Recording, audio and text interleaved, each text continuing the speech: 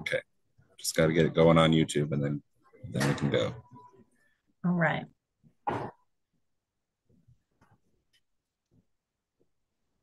Adam, while you're waiting, do you want to make me a co-host so I can share my screen? Sure. Thank you.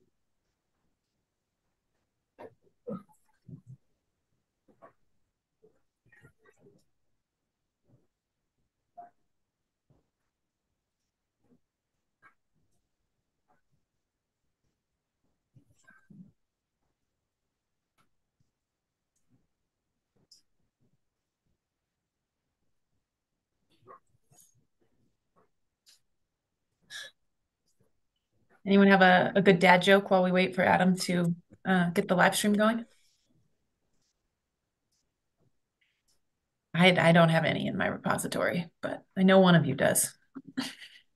I got one. Jump in, Tom. What did the vegetarian zombie want to eat? Grains.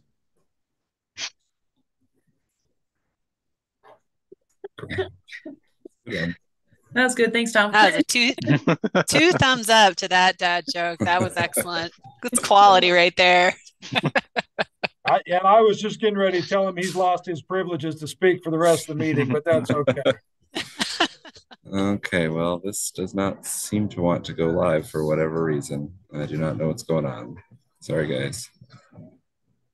My eyes rolled back so far in my head that you could only see whites. You know, for all of you naysayers, I didn't hear anyone else coming up with it, so.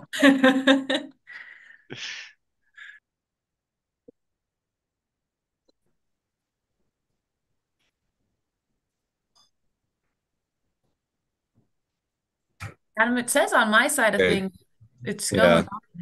I think it is. I think we can go ahead and get started. I'll make Okay. sure it's working, but All right, cool. Awesome. Well, hi everyone. Welcome.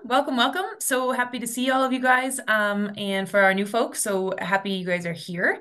My name is Kim, and I'm with Lotus Engineering and Sustainability. We'll be working with you guys over the next year and some change to develop the low energy and carbon code for the state of Colorado. So lots of good, exciting work ahead of us. And today, our meeting is going to take this form. So we're going to do a quick round of introductions to make sure everybody knows each other and remembers who everybody is. And we'll meet the new members as we go through that. We'll note that there are a couple members who weren't able to join today, but we'll be seeing them next time. Then we'll go through an overview of the state statute and the specific language that is going to be guiding the low energy and carbon code development process. Through this, we've got David here with us today. Hi, David, to answer and talk through any sort of legal interpretations of the statute as we see them today. So we're all aligned on kind of what the code is and is not asking us to do, and what that statute language is and is not asking us to do. Following that, we'll go through some legal questions, open meeting law requirements, and core requirements, just as a reminder to the board on how all of this board process stuff works. And then we will go through the bylaws and review some of the administrative processes for the board. Thank you guys for those of you who took a look through the bylaws and sent notes on potential changes, or that you didn't have any potential changes. To our team. We'll spend some time reviewing and discussing that, and then seeing if any other board members have potential changes they'd like to add. And then I'd love to get in with your new CEO. Let's talk. I just muted Will. I hope that's okay with everyone. And then we're going to go through basically our timeline for the meetings for the remainder of this process. So we'll talk through how we expect to get from A to Z and what that will look like through our meeting schedule. And then finally, we'll use the rest of the remaining time today to discuss how the board wants to engage with the public during this round of code development. So we've got some questions to reflect on the last time processes, and to ask the board how you guys want to facilitate that engagement for this round. So a lot of administrative stuff, really just making sure we're all on the same page. We all remember what we're doing here, and we all know where we're headed for the next 12 months. Maybe not, I guess, exactly 12. Maybe I guess we're only at 11, but All right. So meeting objectives, we go through these quickly. We want to make sure you guys understand the statutory requirements and directives of the legislature. Make sure you guys understand the scope of the low energy and model code and what's allowed to be in there. Reminder of open meeting requirements and KORA rules, and that you guys understand kind of where we're headed with our decision-making processes and bylaws. And then finally, discussing public engagement and equity. So Adam, I know we were going to have Will jump in. Do we want to wait for a little later? I think it was going to be after statute. So I think did he drop off? Is he still on? He's still on. Okay. He said he needs to jump to testimony soon. So I think if we can actually turn to him first, if he's available, that might be good. Okay, awesome. Will, if you can hear us, we would love to invite you in to introduce yourself and share sort of the intent and vision behind this code. Thank you very much. Will Tour, the Executive Director of the Energy Office, and I think I have met everybody who's on the meeting, and want to start by thanking you for your service. I know for those of you who were around during the first iteration, it's a lot of work, but I think tremendous work that was done, and really glad that you're sticking around for the next iteration to develop that low energy and carbon code, and welcome to the new members.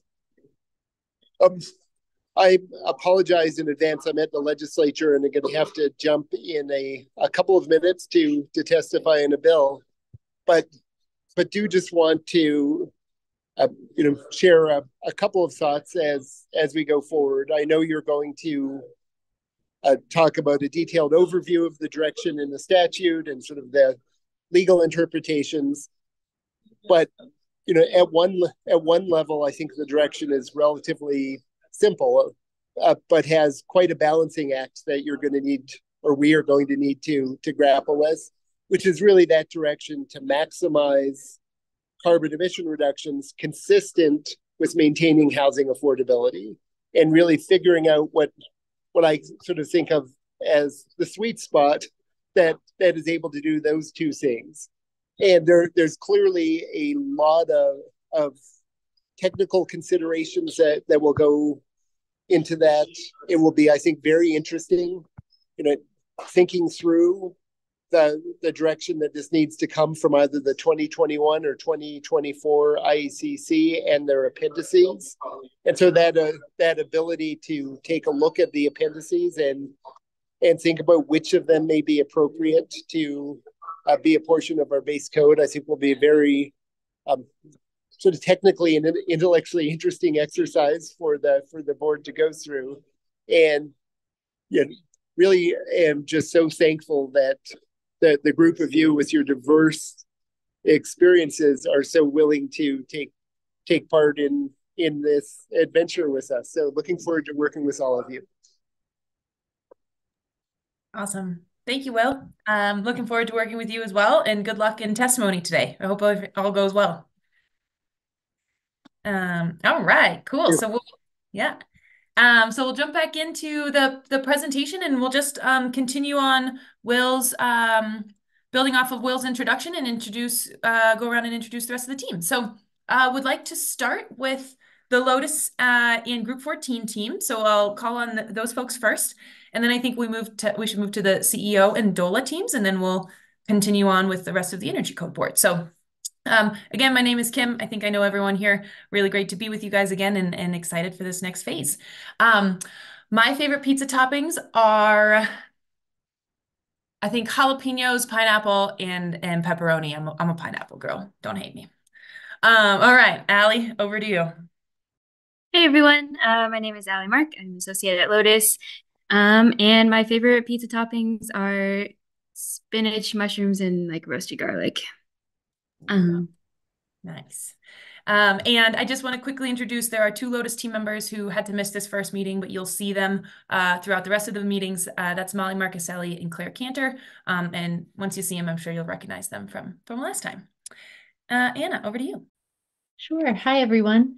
For those of you who I don't know, I'm Anna McCullough at Group 14 Engineering. I'm an energy team leader, and I have been doing energy modeling for almost a decade now. We provide a lot of code compliance documentation for jurisdictions all throughout the state and country. My favorite pizza toppings, I've been in a pesto pizza mood lately, so I've been doing a lot of pesto pizza. Love it. Thanks, Anna. All right, Adam, over to you. Hi, everybody. I think I know everybody as well, but Adam Berry with the Colorado Energy Office. I'm our Senior Program Manager for Building Codes. It's great to see you all again.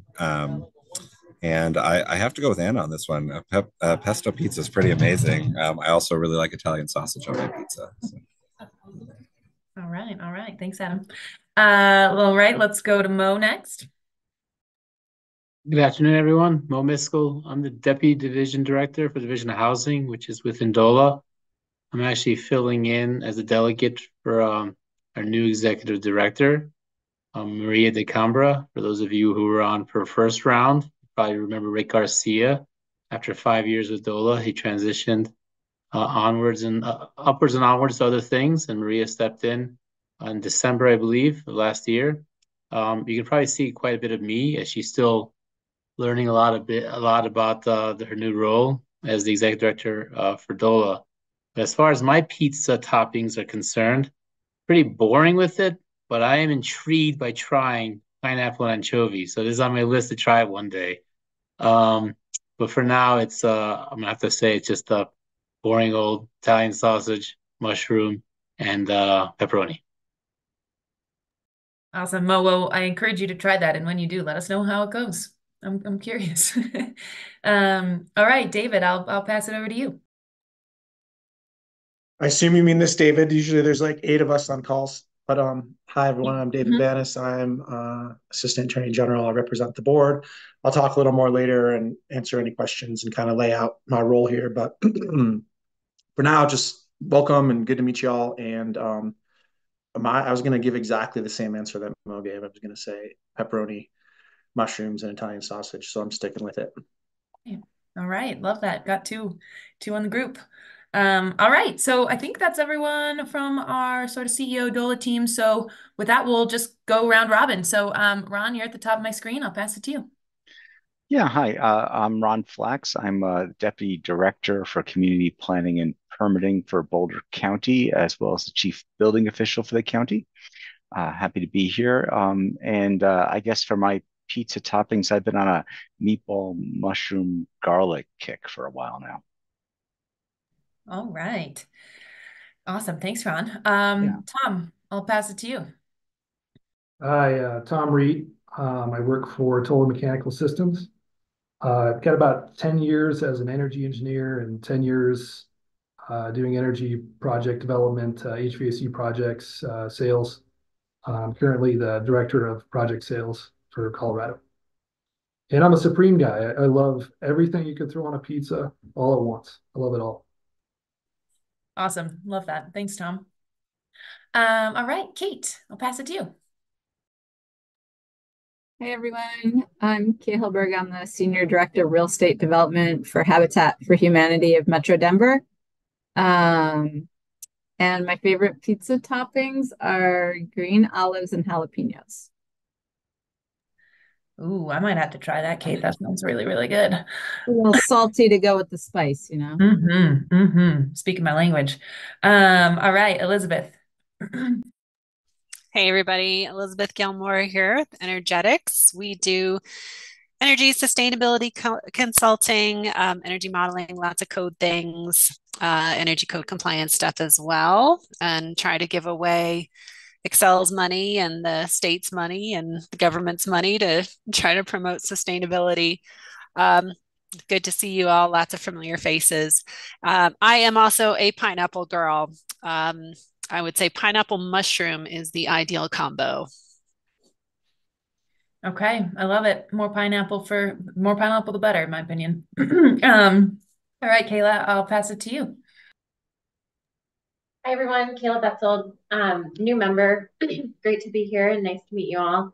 I'm the sustainability manager for the city of Louisville, but for this project, I'm representing the environmental organization seat, and so I'm the vice chair of the Sustainable Neighborhood Network, which is a nonprofit focusing on building sustainability and resiliency in cities and specifically in neighborhoods. And I'm going to go with roasted broccoli. It's a weird one, but I love it on pizza. Wow. All right. I don't know if I've ever heard that one, Kayla, but I respect it. All right, Aaron, I'll pass it to you. Hi, everybody. I'm Aaron Martinez. I'm the Chief Operating Officer for Urban Land Conservancy. We're a nonprofit real estate development company based here in Denver. My favorite pizza in town is Black Sky Brewery. It's a New Haven style crust. It's a little different. They're thin, crispy. And they do one with pepperoni, fresh jalapeno, not pickled jalapeno, and then dollops of cream cheese on top. And it is fantastic. Oh, I love those pizzas where cheese is on top of the cheese. Really can't get better than that. Thanks, Aaron. All right, Brad, over to you. Good afternoon, everybody, and good to see most of you again, and the new people, happy to see you. Building Energy Code Project Manager for the city of Fort Collins, and the pizza that Aaron just described sounds delicious, but I'll say my preference lately has been margarita, so really good mozzarella and basil. Can't ever go wrong with a classic pizza. Thanks, Brad. Zach, you're up next. Hi, my name is Zach Esquivel, and I'm the business manager for the International Brotherhood of Electrical Workers, Local Union 68. And my favorite pizza toppings are garlic and raw jalapeno. Sounds delicious. Thanks, Zach. If anyone wasn't hungry before this, you probably are now. Sorry about that, everyone. Over to Tim. Hi, thanks, Kim. Hi, everybody. Good to be back. I'm glad I was asked back. I'm Chief Building Official at the City and County of Broomfield. Been here for quite a few years, and I helped on the round one. Looking forward to phase two coming up with this next part. My favorite pizza toppings would be, I'm going to go with spinach with 3 different kinds of cheese. But if somebody threw a bunch of bacon on there, I wouldn't turn it down. Just accidentally sprinkled it with a bunch of bacon. You know, that happens. Awesome. Kevin, I'll pass it to you. Hi, everyone. I'm Kevin Ramos. I'm an architect and principal with Shears Atkins Rockmore Architects, SIR Architects in Denver. We're about a 60-person firm that focuses on urban infill mixed-use projects. I fill the one architect role on the board. And I would go, if I was traveling in Italy, I would always go with a Fruta di Mare, depending on where I'm at, but home-based mushroom and sausage. Okay, mushroom and sausage. We will have that pizza if we do a pizza party together. I think like half this group has said that that's their fave. Awesome. Don, you're up next. Thank you, Don Supas, Delta County Commissioner. A second term on this board, not quite as excited as everybody else to get started here, but here we go. Favorite pizza toppings would be mushrooms, jalapenos, and smoked brisket. Smoked brisket. I love that. Good call, Don. Awesome. All right, Cody, I've got you next. Oh, Cody, I can't hear sound coming through. I don't know if it's just me, but I see you're I on can't hear it either. but it's still no sound. Oh, there it goes. Yep, got it. Cody Davis. I'm a county commissioner here in Mesa County. I'm actually on here as a building operations expert. I've been in general contractor, home builder for 15 years plus. So good to be here. I'm gonna stick with the classics and just go pepperoni pizza. Nothing wrong with the classics. Thanks, Cody. Awesome. Let's see. I think Kristen, I've got you next. Hi, Kristen Tedonio here. I live in Fraser, Colorado. I'm an energy efficiency expert, 2 decades working in residential commercial building energy efficiency, and I like mushrooms on my pizza. Nice. Plain and simple. We like it. Thanks, Kristen. And Rob, I'll go to you next. Hey everybody, Rob Buchanan from Xcel Energy. I'm a product manager for all of our residential new construction offerings in Colorado, including our building code support program. If I pizza wise, I have to go with a taco pizza, but it absolutely must have Valentina black hot sauce on it. If it doesn't have Valentina black, it doesn't count. Yeah, that's my go-to. Awesome. Taco pizza. I love the combo. Get a little Mexican and a little Italian, throw it together. All right. And then last but not least here, Andrew. Good afternoon, Andrew Harris, Richmond American. I tend to be more like Cody. I'll stick with the classic, just cheese only. Okay. Pretty simple, but welcome back, everybody. Good to be here. And thank you. Awesome. Good to see you, Andrew. And yeah, great pizza choices, everyone. Thanks for going along with my icebreaker. I really appreciate it. And we'll make sure if we ever do a pizza party, we get all of the right pizzas together for you guys. So before we dive into some more of the context around, you know, the why we're here together, wanted to just set some meeting norms for kind of how we're going to work together through our many meetings we'll have together. And we like to have these just in place just to try to ground the groups that we're facilitating in how we want to work together, how we want to treat each other as people. And I think all of you who were there in the last round, I've never seen such a thoughtful and respectful group of people working together. So I'm encouraged that will stay the same in this round. But just some quick thoughts for you guys to think about as we go join each other on all of these meetings. We love to have cameras on so we can see your faces, and mute yourselves when you're not speaking. Make sure that you share your thoughts and share the space. There really are no bad ideas, so make sure you're considering all viewpoints. Be respectful of each other. Try to be present for the conversation. We have a lot of detailed discussions to have, and the more present you guys are, the more productive those conversations can be. Make sure you're leveraging your expertise and not your positions outside of this space. And we like this little Elmo as enough, move on. Let's move on as a way to say, you know, if we're ever have beaten a horse far past, I don't really actually like that analogy, but if we're ever really going deep in a hole on a specific topic that we feel like we've covered, I encourage the board to use the Elmo rule to get us moving along and make sure we're having productive conversations. So just a couple ground rules to center us today. And now we're going to jump into the juicy stuff. So first, we're going to go through some key definitions in House Bill 22-1362 that are relevant to the Low Energy and Carbon Code. The two that sort of come to light are acceptable refrigerant definition and the mixed fuel building definition. In the statute, it's still, all of the language around electric ready definitions, electric capable, EV capable, EV ready, et cetera, are all still in there, since we're not going back to look at the model electric and solar ready code for some time. We didn't include those today, but just for that memory recall, all of that is still in there. So an acceptable refrigerant is a refrigerant that's listed as acceptable by the Federal Clean Air Act and used in equipment that's listed and installed pursuant to the use conditions imposed within that section. And then as acceptable in Appendix U and V of 40 CFR 82.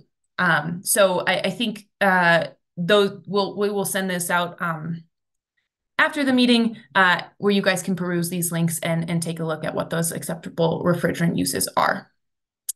The next definition we wanted to call attention to is the definition of mixed fuel building, which just means a residential or commercial building that's designed to be built with equipment that uses gaseous fuels on site in addition to electricity. And I think that concept is pretty clear to this board. All right. And so now we're going to go through the key duties of the Energy Code Board as written in statute. Adam, did you want to take the lead here, or do you want me to take the lead here? I'm happy to, unless you want to. Either way. Please jump in. Over. Sure. Hi, everybody. So just kind of going to walk through some of the specific requirements that are called out in statute for the Low Energy and Carbon Code, much like we did for the Electric Ready and Solar Ready Code.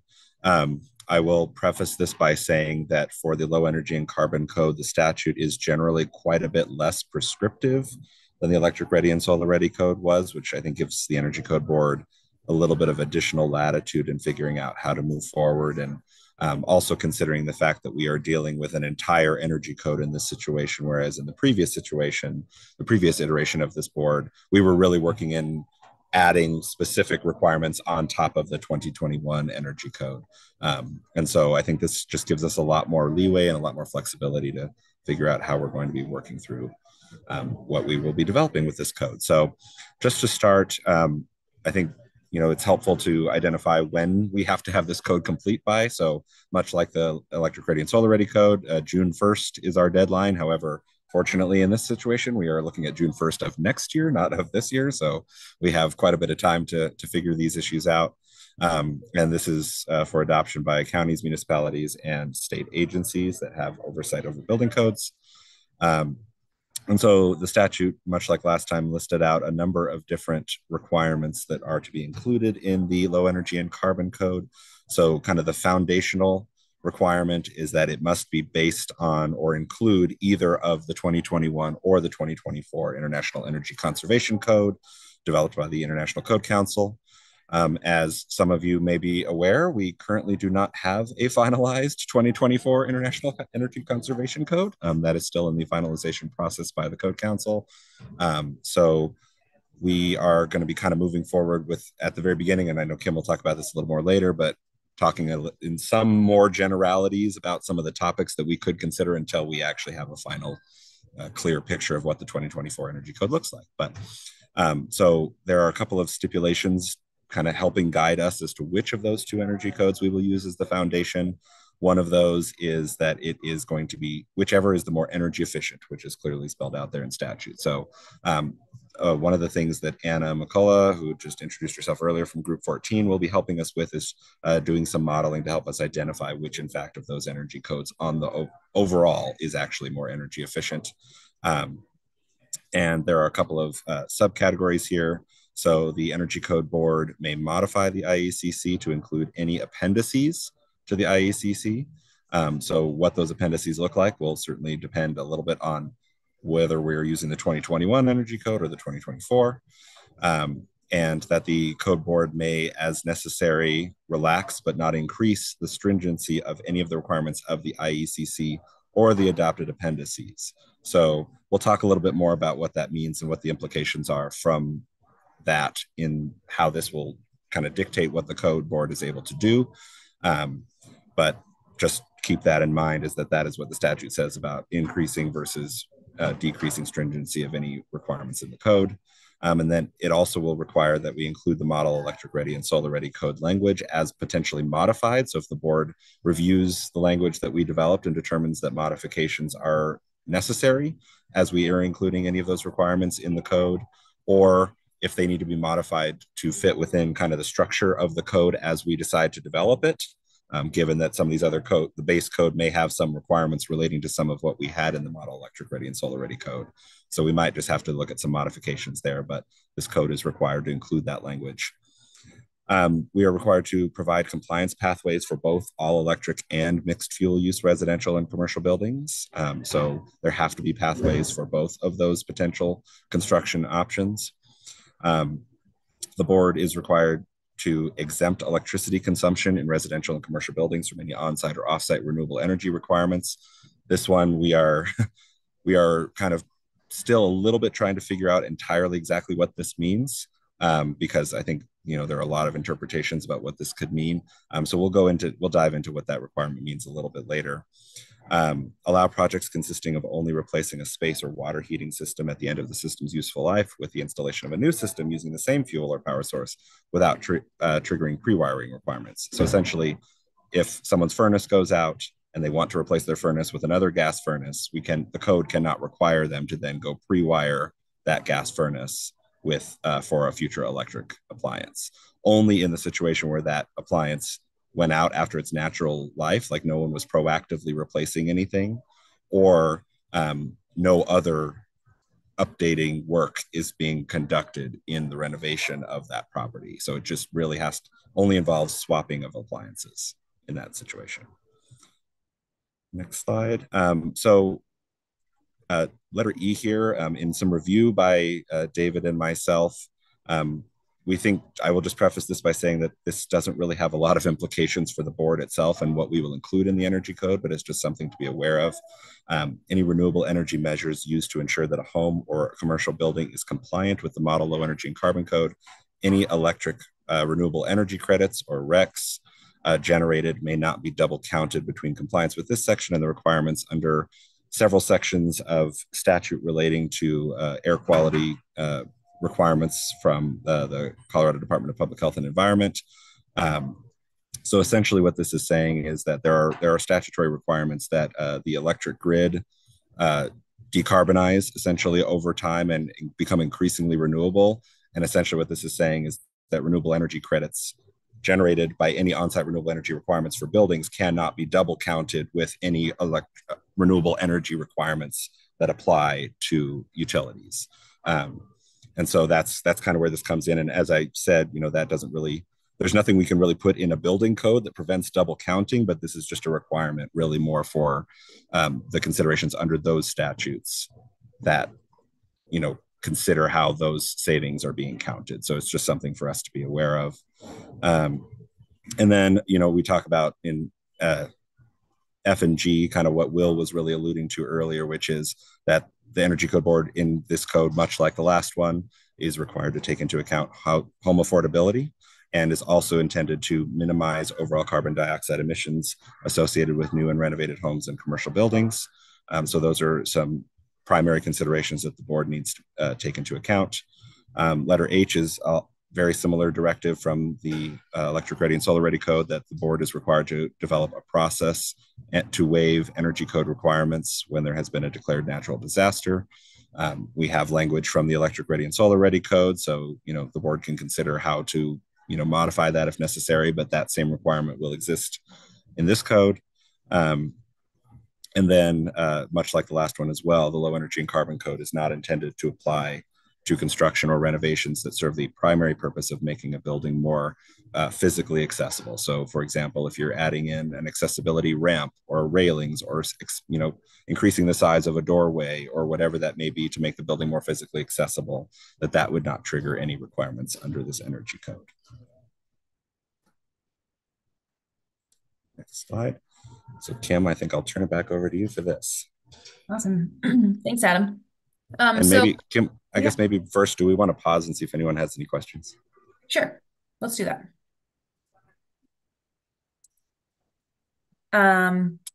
Okay. Yep. Just wanted to make sure. Okay, any questions from the board on any of the key duties, any of the pieces that Adam just covered? Everyone feel pretty good? Tim? Yeah.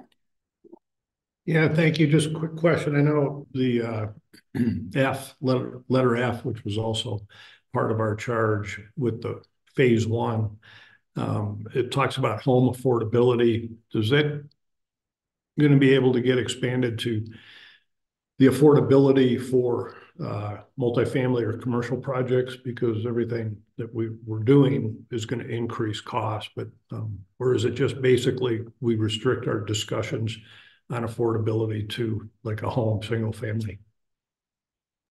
So I will preface this by saying that the statute does not have a definition for what home affordability means. And so I think we kind of take that to mean what we expect it to mean. So, I mean, I think about it not just exclusively single family. I think certainly multifamily is contemplated in this as well. I think generally we would not consider commercial within that, though, to the extent that commercial is separated from multifamily, we would not consider commercial under that umbrella. Thanks, Adam. Thanks, Tim. Kristen. Hey, as the token energy efficiency person, I have to also note that there's upfront cost and then there's ongoing costs, and both I assume would be accounted for within this statute and its requirement. And not everything that slightly increases upfront costs actually winds up costing over time. And indeed, some of these upfront costs can lead to great savings. Thanks, Kristen. All right. Any questions? Any more questions, comments? If not, I think we can keep cruising. So really just to kind of summarize what Adam just went through into a couple of key pieces. So these are sort of the action steps of the board throughout our process. That first one you see is to develop a low energy and carbon code that reduces carbon dioxide emissions associated with new renovated homes and commercial buildings. As part of that, we need to provide compliance pathways for mixed fuel and all electric residential and commercial buildings. Again, as part of that, we'll be exempting electricity consumption in residential buildings. Excuse me, that's supposed to say residential and commercial buildings from any on-site or off-site renewable energy requirements. Action 4 is again back to that just piece of making sure that we've got language in there that says if someone is doing a like-for-like system, HVAC system replacement, that it's not going to trigger pre-wiring requirements, and that we're making sure, as Adam said, I don't know that this will necessarily come into code language, but that there's no double counting of those renewable energy credits. And then the last one is just to come up with that process to waive energy code requirements in a declared natural disaster, which the Energy Code Board had determined last time through some code language that we can re-review through this process. So some key decisions that we'll be getting through as we work through our process. So whether to modify the base code, and I guess I should have included one in here. I think some of our early conversations with Adam and Anna have led our team to believe that the IECC 2024 will be the more efficient of the two codes, but I think maybe decision point 1 there is which one is more efficient and which one are we going to base our model code off of. Then that second key decision is whether to modify the base code and which sections to modify. And remember, we can only weaken the requirements of the base code and the IECC requirements. And then another key decision will be in the review of the appendices in whatever IECC is chosen, if we want to add any of those appendices into the main body of the code, and if so, if we want to modify them in any way. And then the last two questions kind of get at how do we want to evaluate carbon emission impact and how do we want to evaluate cost impact? And we're very lucky that we have Group 14 supporting our project this go round. So we'll have them as a sort of technical support, but it will be important, I think, for the board to determine and decide what that support looks like as we move through this process. All right. So in summary, any questions on sort of what the statute's asking for, where we're going, and what we're doing? Yep. Over to you, Tim.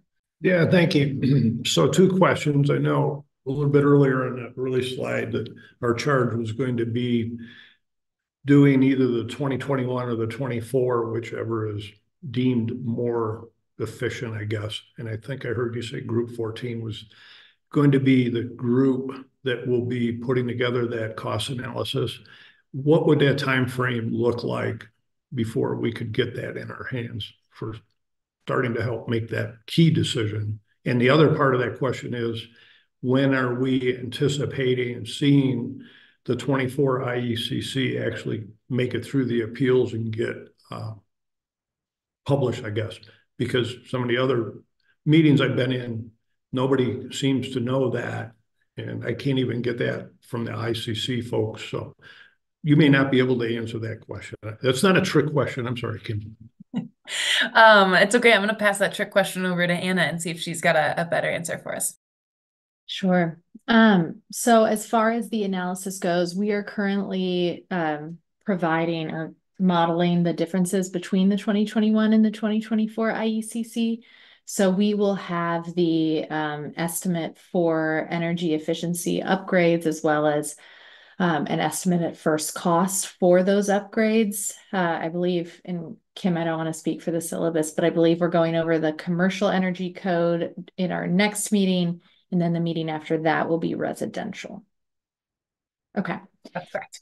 And then Adam, I know you're going to correct me if I'm wrong on the schedule for the IECC, but I believe that the appeals process is predicted to be finalized at the end of April. So what I've most recently heard is that the appeals board, which is, so the appeals process of the IECC is a multi-step process, right? And so ultimately the appeals board has made the decision to reject all appeals that were submitted. And so now that consideration goes to the ICC board of directors for essentially the final determination of whether or not to accept any of those appeals. That has been scheduled for March 18th. So we know that essentially a final decision will be made on or around March 18th about whether or not the draft code that has been released that Anna has been modeling thus far is exactly the code that will be finalized. And then we do not know how long it takes from that vote of the ICC board until the actual published, IECC book is released.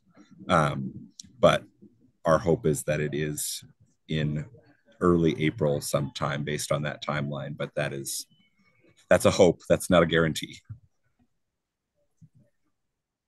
Awesome. Thanks, Adam. Thanks, Anna. And good question, Tim.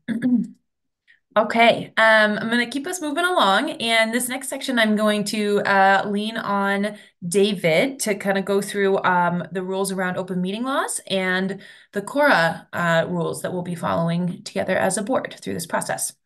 So David, over to you. I'm right here. Thanks, Kim. So you'll all be happy to hear that I've got about an hour-long presentation on open meetings laws and KORA, and I'm going to try to actually do it for you in about 5 minutes. So please let me know if you have any questions. This isn't the most exciting or groundbreaking legal stuff. Hopefully, most of you know it already, but it's my job to remind you. So one of the most important rules you all need to follow is the Colorado Open Meetings Law, which essentially says that any meeting of the board needs to be properly noticed and open to the public. Now, that seems all pretty obvious, but then the question is, what constitutes a meeting of the board? A meeting of the board for the purposes of this law is anytime 2 of you board members are together talking about board business. So you're out to dinner talking about your kid's soccer game, not a board meeting. You're in an elevator in between other meetings, and you say, what do you think about that amendment to the model code we're working on? That's a meeting, right? And you're just not allowed to do it without it being noticed. And obviously you're not going to notice every off the mark or off the record interaction you have about board matters. So rather than try to do that, let's just not talk to each other about board matters outside of our meetings. Now, if you have questions, you can run them by me. You can always reach out to me. I'm on all the emails. You can reach out to Adam. You can reach out to Kim. And we can figure out if we need to put it on the board agenda or if it's something that we can just answer for you. Other times questions come up with, you can think of any kind of hypothetical about, does this count? We're happy to answer that for you. The answer probably is, if it is board business, yes, it probably counts. But feel free to run it by us if you want to know about some specific situation that you're running into. So that's the open meetings law.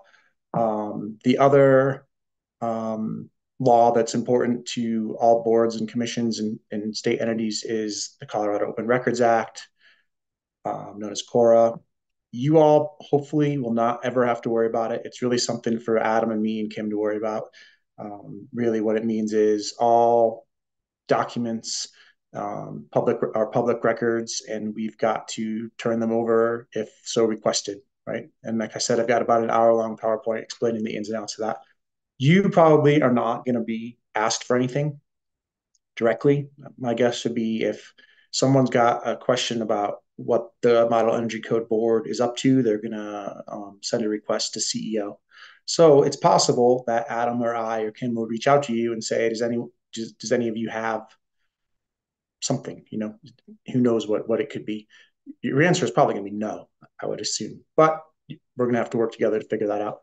It hasn't happened yet that I know of. Hopefully it still won't happen. Part of the great thing about doing all these meetings in public like this is folks see and know, if they're interested, what we're working on. And we're not trying to keep it a secret. So hopefully everyone knows that, and hopefully there's no problems. So that is 1 hour of really, really boring stuff distilled down into under 5 minutes, and happy to answer any questions if you have any. Kevin.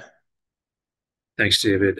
It does seem like last time around that we had several people that reached out to us either for conversation or to advance their opinions on matters. How should we treat those inquiries?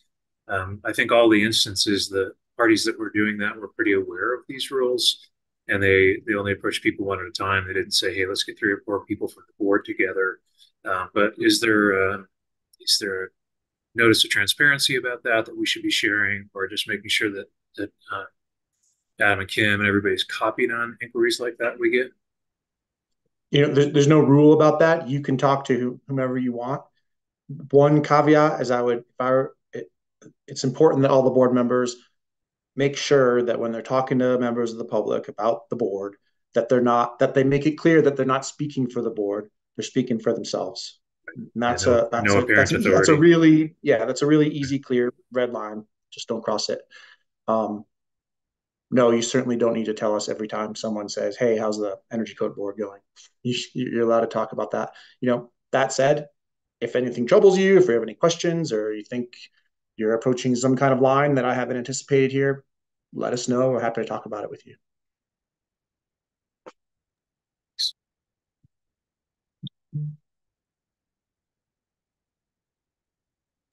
Any other questions or concerns? I mean, you mind if I just weigh in real quick too, David? Sure, go ahead, Mo.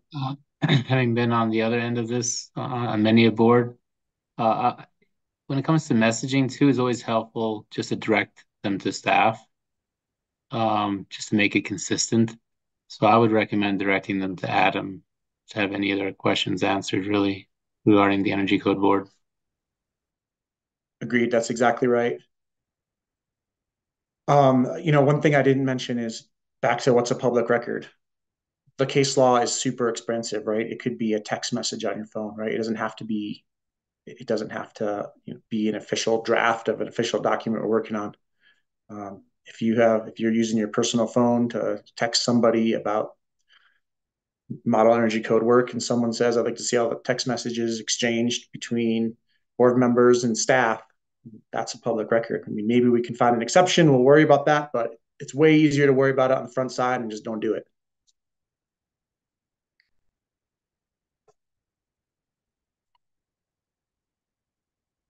It's always better to pick up the phone. As your lawyer, pick up the phone.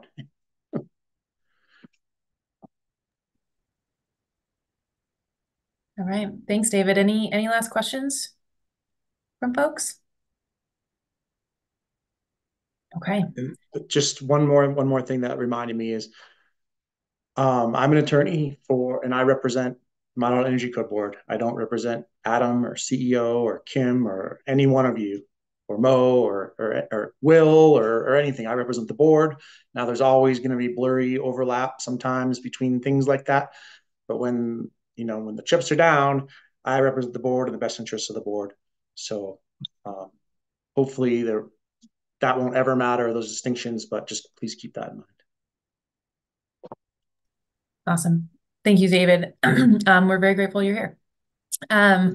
Yeah, and thanks that was a very succinct for a 1 hour presentation. So awesome work. Okay.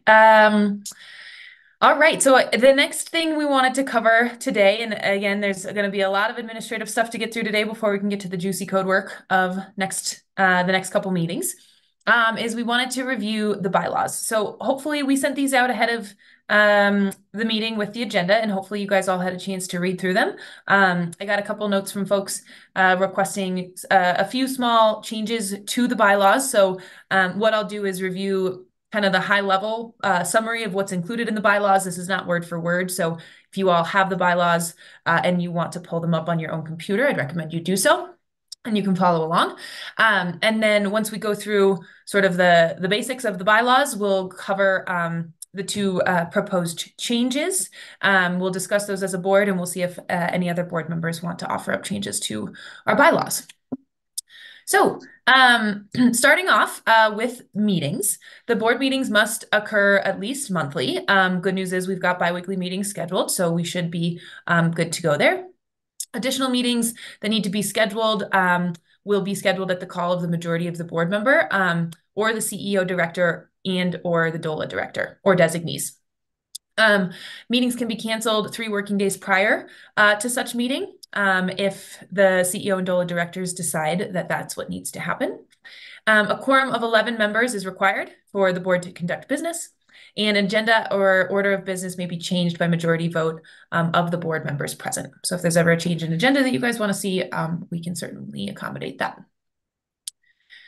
Moving on to participation, regular attendance and participation are vital. I don't have to remind you guys of that. The more you guys are here and listening and engaging in the discussion, the less you'll have to catch up, and the more effective our time together will be. If any of you, any member may resign from the board at any time by notifying the CEO, director, DOLA director, designee in writing. And removal is a statute in here that says if a member does not meet his or her obligations, the board by a 2/3 majority vote may remove that board member. And then CEO or DOLA will be replacing that board member. Continuing on, representing the board, no individual member shall make a statement of policy that purports to be that of the board unless the board has adopted that policy. So this is exactly what David was just referring to. If you're speaking with folks, speak as your own personal person, not on behalf of the board. No one shall be prohibited from stating their personal opinions with respect to any matters also addressed by the board, provided they're clearly identified as personal opinions. And in doing so, maintains compliance with open meeting laws and other statutory obligations. So again, just reiterating what David just shared with us. All right. Our meetings will be conducted generally in keeping with Robert's Rule of Order. But we'll be keeping them informal as circumstances permit. If board action is clear, such action is not invalid if the action fails to strictly adhere to the processes spelled out in Robert's Rule of Order. Executive sessions. So if you all recall last year, we ended up in, I believe, one executive session. It might have just been the executive committee that did that. But we are allowed to go into executive session. And in order to do so, during a meeting, a member must announce the specific statutory provision that authorizes the executive session and the topic for which the executive session is authorized. Members can only discuss topics announced during the open public meeting. And vote of members must be approved by majority to enter the executive session. Continuing on, this is our last sort of overview slide for the bylaws. So our general rules for voting. The CEO, director, or designee may call for a show of hands, voice vote, or roll call vote. No proxy or absentee voting shall be allowed. If board is not able to convene, a vote by email, phone, or similar method may occur.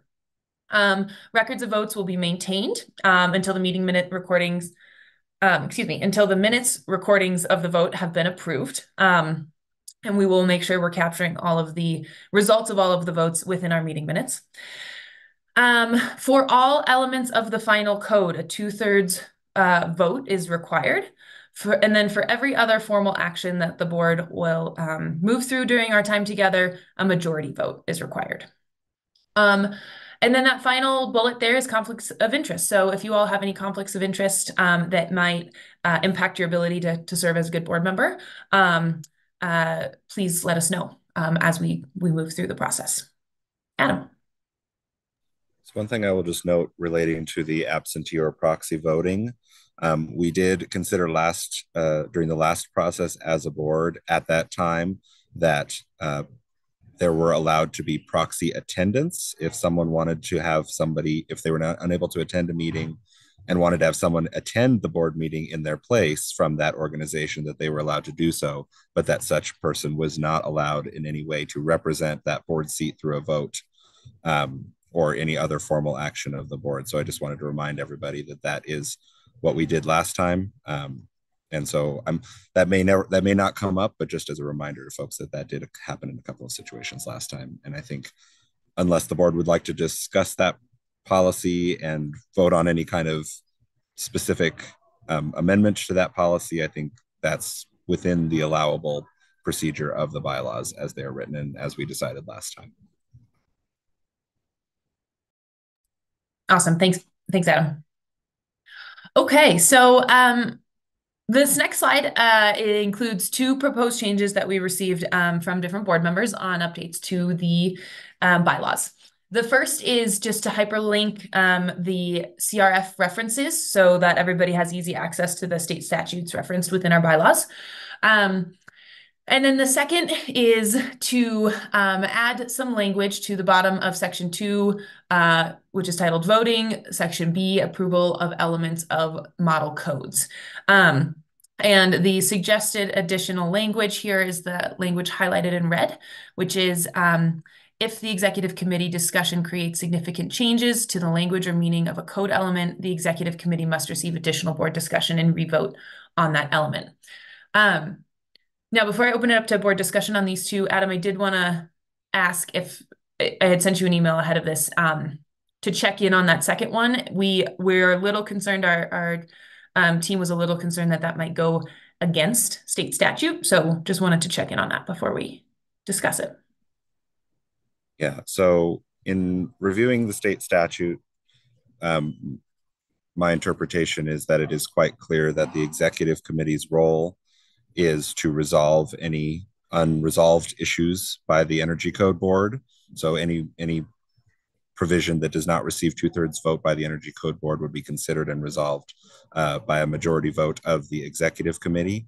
And nowhere in the statute does it in any way indicate that there is either the authority nor the responsibility of the executive committee to essentially consult with the entire board in order to decide how to move forward with anything that may be a significant change or departure from how the board had considered that provision. David, I don't know if you want to weigh in any further than that, but that was how I was reading the statute. I agree with that, Adam. The statute is prescriptive about how the board and then the executive committee are supposed to work. I know there's a little ambiguity in what an element is that the executive committee needs to resolve if there's not an agreement, but I do think this language goes beyond the statutory language.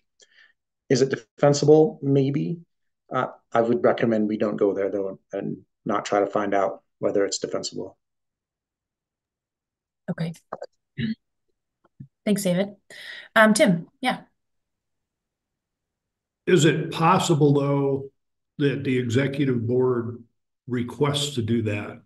So instead of having this as like statutory, but would it be possible if there were, I'm on the executive board, I don't know if I'll be back on, but that we say, I think we need to take this back out for committee discussion. I don't have any problem with that, Tim. I think that if the executive committee wants more guidance or more discussion or says, you know, the five of us or whatever, however many it is, shouldn't be making this call without a little more information, I think it's totally up to they have the discretion to do that. Yeah. Yeah. I would say the one thing that I would be concerned about is I would suggest removal of the and revote on that element, because the statute is clear that the final vote on those provisions is by the executive committee and by a majority of the executive committee only. So and additionally, I believe there's a deadline for when the board needs to have voted on things, right? So there's not that part is prescriptive, and there's not a revote date on the calendar in the statute. So I would recommend against that, but removing the revote element, I think, would be fine. Ron, go ahead. Yeah, I was just going to say that I think what's different this round than last round is that we have quite a bit more time. Last time, any kind of additional consultation with the full board, it just really wasn't. There weren't enough hours in the day to make that happen. Whereas this time, we do have more time. At least feels like we have plenty of time looking at it now. So you know, I like the idea of the executive committee having the ability, and even maybe a guidance sort of suggesting that's good practice to go back and discuss things with the board if there's big changes. But I think it's true that it might create a conflict if it's a requirement. Thanks, Ron. So what I might suggest, and Rob, I believe this was your suggestion, Kim, is that correct? That this was Rob's proposal? Yep. So what I might suggest is removing the and revote language, and then change the must from a may, or must to may. Rob, I don't know if you want to have, put any comment or say anything about that, but just that would be what my suggestion is. No, I don't have any objection to that. If that's what, if that's the best we can do, I have no objection to that. It sounds like that might be the best we can do. Great, thank you. Okay. Wonderful. Well, let me make those changes on this slide so everybody can see it. may receive additional board discussion on that element. Okay, awesome. Okay, great. And thank you, Rob, for suggesting that change to the bylaws. Can I make one more friendly amendment and change the verb receive to request? Okay, sure. What is that all right with everyone? Seeing general head nods, thumbs up. Okay. It's only because it's a more active word and it makes it clear who's doing what.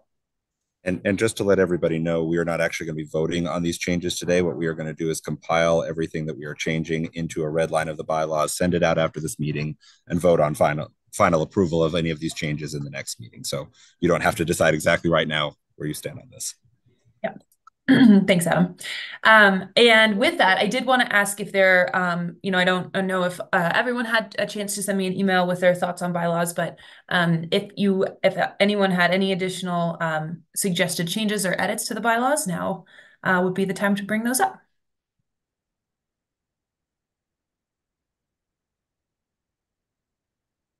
Okay, going once. Going twice. All right. Well, if anything comes up after this meeting, feel free to shoot us an email. And again, we can include those strike through edits as we and include those in the updates when we resend the bylaws. And then, as Adam said, we will make these changes and resend them out for a final approval and vote next meeting. Okay. Going back into slideshow mode. All right. Great.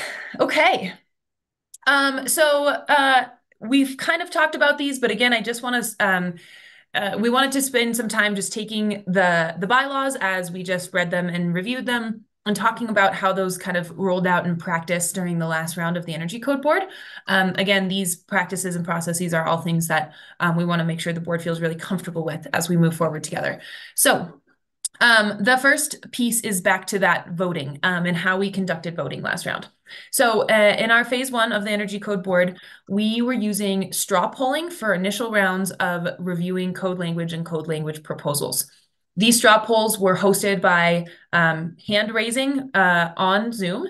The totals for votes for and against a proposal or a straw poll were read out loud so that the public could hear how that vote fell. And for all of those straw polls, we used a majority vote in accordance with the bylaws. These straw polls were used, we want to emphasize that as we used them last time and as we would plan to use them this time, these are not binding votes. These are only intended to progress our discussion and to provide our team with the guidance we need to develop the code language packages. So the straw polls are not that final 2/3 majority vote. It does not mean that any of that code language is set in stone. So that was how we kind of used that formal procedures when we were in majority vote as we were working through code proposals. And then as you guys recall from the last round, or might recall from the last round, that for any and all final code elements, it is a 2/3 majority vote required. And we will be tracking those votes just like we did last time, making sure we're capturing every single person's vote along with the results. So for the executive committee, again, as a reminder of how this rolls out in practice. So if by February 1st, 2025, the Energy Code Board, which is all of you, fails to adopt a specific element of the code with a 2/3 majority vote, that element of the code shall go to the executive committee to decide and vote on that element before March 15th, 2025. So the executive committee will have a month and a half to review any final, any code elements that did not reach that 2/3 majority consensus. Our executive committee for this round is Will, Maria, Brad, Ron, and Tim, and that is a state statute designated executive committee, which is why all of you were selected. So thank you in advance for your service there. Okay, and then the last thing I wanted to cover as far as voting and how it all rolled out last time. So in phase 1, we voted on each element or section of the code. And just to give you an example of what that looked like, for each basically wherever there was a bold section header within the code, each one of those sections within the code was voted on individually. In this phase, we are going to be working with the IECC, which, as many of you are aware, is very, very, very long and has many elements to it. And so we are proposing this change, and I don't know that this necessarily needs to be memorialized anywhere, and this can continue to be discussed as we move through our process. But in order to get through voting of every single individual element within the IECC, we thought it would take several meetings worth of time to get through all of that. So our one proposed change to how we approach the voting this year is that for any pieces of the IECC that the board does not touch and does not change, we propose that we vote on all of those pieces in one bulk approval, or non-approval. And then for any piece of the IECC that the board does modify, we would vote on those pieces individually, element by element, as we did last time. Again, the intent here is to streamline this process so that we don't need to vote on amendments in the IECC or pieces of the IECC that were unamended by the board. So with that, yeah, Tim, questions, discussions? So that sounds, I mean, I like that idea. So that sounds like they would just start out of the gate with one vote to everything that's unamended. Do we really have to vote on that? But I mean, it doesn't matter. That would streamline it for sure. But that's what this proposal is? Yeah. Adam, do you want to speak to that? Sure, yeah. So, I mean, Tim, the statute says that the Energy Code Board must approve every element of the code. And because the IECC is going to be in our code, technically we are required to approve every element. And in discussing the possibility of that, we realized it could probably take months worth of meetings if we truly went and approved every provision of the IECC, especially those that we're not modifying. That was the reasoning behind that suggestion. No, I see. Yeah, that's a little different from the first time around. Thank you. Yep. Yeah, Elizabeth. Yeah, so just to clarify, if there's a section in the, let's say we do the 2024 IECC and it has not been amended since the 2021 IECC, since the previous statute says thou shalt have, efficiency level of 2021 IECC or equivalent, would we then kind of by default accept everything that's not amended between those two? Is that what we're saying here? So that's a complicated question, but I think I can get to what you're saying. So essentially, the low energy and carbon code is going to supersede any previous statutory minimum energy code. Okay, and great. So that it will be much. entirely, the 20, if we use 2024, the 2020, starting July 1st, 2026, the previous minimum requirement no longer exists, and the low energy and carbon code becomes the minimum requirement. So how any previous requirements of weakening the 2021 IECC, it does not prevent us from doing anything in this code process.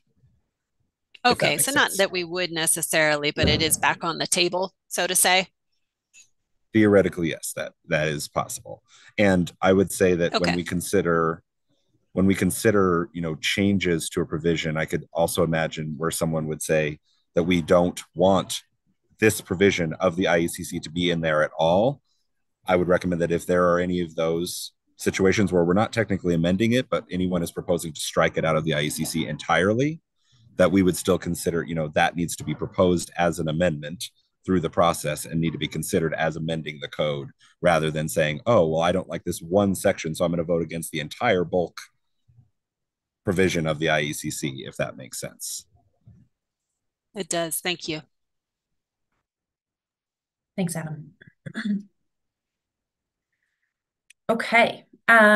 Great. Well, thank you guys for those questions. Are there any other feedback, questions, thoughts on kind of our general approach, again, as we approach any votes or as we approach any sort of process? We will be here to remind you all exactly how it will go. We'll send out instructions on how we'll conduct those straw polls versus final votes, and make sure that the board is all on the same page before advancing any of those conversations. Okay. Awesome. So let's start to talk about the timeline and sequencing of our meetings. As you guys know, we will be meeting together from now until the end of January. And for the executive committee, we might see you a few times in February. So we kind of want to talk through how we've structured our meeting sequencing for now. Know that as we move through these meetings, things may need to adapt or change. And as we identify that, we'll make sure we update the schedule and reshare it back with you all. So our meeting number 1 is today. And from today, we will be moving into meeting number 2. Meeting number 2 in a couple of weeks will be to, the primary goals of that meeting will be to finalize and vote on the bylaws, which I apologize is not on the slide. Finalize the public engagement plan, which we'll be discussing here in a moment. And then begin to review the major changes between the 2021 and the 2024 IECCs, focusing first on commercial. Moving into our April meetings, we will, meeting number 3 will be covering the major changes between the 2021 IECC and the 2024 IECC for residential. And then in meeting 4, we'll take a deep dive into the 2024 appendices, of which there are many more than there were in the 2021 code. Yeah, Adam. I just want to reiterate that this is under the similar circumstance of, we are under the expectation that the 2024 IECC as it is drafted is going to be more energy efficient, which is why 2024 appears in all of these circumstances. But if that were to be the case, that 2021 is in fact more efficient, obviously that will change our plans. But for the moment, that is the expectation. Yeah. Thanks, Adam. Tim? Is there any expectation that CEO is providing all the board members a digital copy of the IECC? I'm going to get my own just because Broomfield buys my code books, but I'm not sure because we've got to have a copy of this to be doing what we're doing. Yeah, that's a great question, Tim. I have not thought about that, but I will take that back and we will consider what that is. Obviously, the IECC is publicly available on ICC's website, but also we recognize that it's not particularly user-friendly in the free version. And so we can certainly take that back and consider how to make a more accessible version for all of you. Good question, Tim. Awesome. Okay. And then meeting 5 will kind of round out our information sessions with the board, where we will be doing a review of sort of the above code landscape in Colorado to see what other communities have done to advance low energy and carbon codes across the state, and see if there are any models out there that the board is interested in looking at. Starting in meeting 5, that's when we'll begin our discussions around, as a board, on the general direction that we want to take the low energy and carbon code. We'll start with a sort of discussion around gaps in code direction for the residential code. And then we will wrap up that discussion in meeting 6 and move to a discussion on the direction of the code for the commercial requirements. Those first 2 meetings will really just sort of be ideation sessions where we're looking to interact with the board on the different sections of the IECC, of the selected IECC, and which ones we think that the board might want to modify. Then before we dive deep into any of our code discussions, we have meeting 7 slated as a public engagement meeting. And again, we'll be discussing the public engagement plan here in just a bit. So be thinking if this feels like the right format for how you're hoping to engage with the public. We'd have that first meeting to hear some thoughts and ideas from the public ahead of our deep dive into these code discussions. So the idea here is to make sure that we're checking in with the public before the board is making any decisions. Meeting 8 would then be some time for the board to debrief that public meeting. A lot can come out of that. And so we want to make sure that you all have the time and space to be really thoughtful about addressing those comments. And then towards the end of June and moving into July, we will be deep diving into the commercial code discussions. So as you all might recall from last time, and for those of you who are new to this process, basically we will take the board section by section through the IECCs, the ones that the sections that the board has identified that they want to make adjustments to. That first meeting will be to get general direction to our team on the code modifications that we'd like to see. And then our team in between meetings 9 and 10, in between meetings 10 and 11, will be drafting a code language and sending it back to the board for review. This is kind of where that sort of pre-work, post-work is really going to kick in for you all, where we're going to send out the code proposals ahead of time. We're going to ask you all to review them, and we're going to ask for you all to share your input on how we should adapt or adjust that language to better fit the board's desires for the code. So we'll have 3 meetings to go through that sort of repetitive process of developing code language, reviewing it with the board, adding in board proposals, and re-reviewing it again. We think 3 meetings should be enough, but again, as we go through this, if we need more time than that, we can certainly adapt the schedule. Moving into August, after we finalize the commercial code discussions, we'll move on to the residential code discussions. And again, we've got 3 full meetings to discuss and determine proposals for the code language for residential. And then at the end of September and moving into October, we have 2 meetings slated for a re-review of the model electric and solar ready code. So again, as Adam mentioned, we will be revisiting that code and it will be included as part of the low energy and carbon code. So that will be a chance for the board to review the existing code and see if there are any modifications we want to make to it. Once we get through all of those phases, we will basically be at a point in time where we'll have a pretty strong final draft of the code language, or that's where at least we hope we'll be. So at that point in time, we were thinking it would be really beneficial to have another public comment meeting so we can hear again from the public where they feel, their thoughts on where the code board has landed with the low energy and carbon code. So that public comment meeting is slated for October with 2 meetings following that to debrief. Again, we are very open and flexible here. If you guys would prefer 2 meetings for the public to share their comments, or 1.5 and then 1.5 to debrief, that is, we're open to the board's thinking on that. But originally, as it is right here in our sort of original outlay of this, we would first debrief the commercial comments and then debrief what it means for the residential parts of the code. And then we'll move into December. And I just want to flag that between November and December, there'll be a couple of larger breaks between our meetings because of the holidays. We really didn't want to stress or push extra meetings on you all through the Thanksgiving, New Year's, and sort of end of December holidays. So meeting 20, after we debrief the public comment and you guys give direction to us on any proposed amendments that we'd want to see from those public comments, we'll come back to you all with a full code proposal for you all to review. And then we'll do 2 meetings of full reviews and submitting proposals from the board on any changes that you guys would like to see to the full code package. And then as we move into meetings 22 and 23, we'll begin to vote on all of the code elements and wrap this up. So when you lay it on a schedule like this, it's crazy how fast it'll all go by.